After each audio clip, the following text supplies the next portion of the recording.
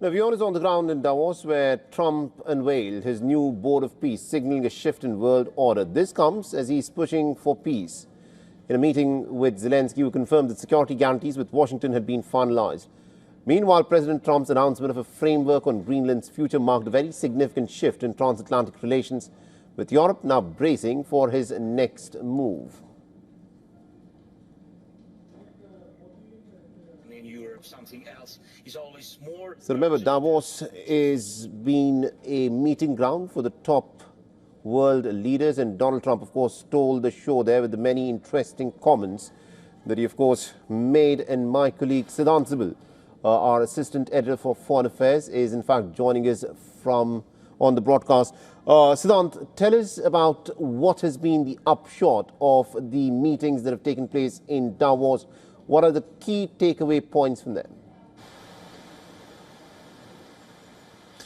Well, Mohammed, after a week almost, the curtains are coming down at the World Economic Forum here in Davos. And we heard the speeches of world leaders, whether it's Mark Carney's speech that really went viral and was talk of the town literally, whether it's the European leaders making their statements. But ultimately, it was Donald Trump who hogged the limelight.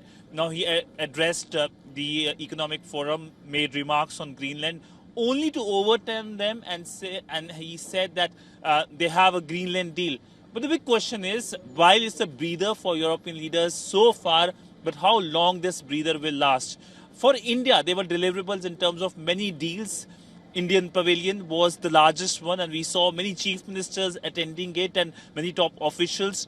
They, of course, not only signed many MOUs, but also letter of intents and hope to get investment in their respective states. India was keeping the best foot forward. But all in all, whatever happened here at Davos is going to shape the lives of many across the world and here in Europe. The focus is how much the current world order will be able to deal with the pressures and pulls of whether it's Donald Trump's tariffs or whether it is the conflicts both here in Europe or in West Asia. And that, of course, remains the big story here in Davos. Indeed, and one of the things that Donald Trump inaugurated is the Board of Peace. A lot of people are now indicating that if the Board of Peace takes precedence, then the United Nations as we know it could be upended. What are the expectations of what Trump's Board of Peace could achieve going from here on? Well, as of now, Mohammed, nobody has any expectation with this Board of Peace. This Board of Peace looks very controversial. Most of, in fact, all of the Western partners of United States have stayed away. India, China, Russia have stayed away. Other than, of course, the US, which is the host, no other permanent member of the UNSC were present at the signing ceremony. And the grouping looked very controversial as well, including, of course, Pakistan's presence, a country which is known for harboring, supporting terrorism, especially in India. So what will be the way forward is the big question. But as of now, it looks like a proposal that is an attempt by the US President Donald Trump to supersede the United Nations in many ways instead of focusing on reforming the United Nations. And that is why many countries have stayed away. Indeed. Thank you very much, Siddhant Sibil, for joining us and getting us all those updates there.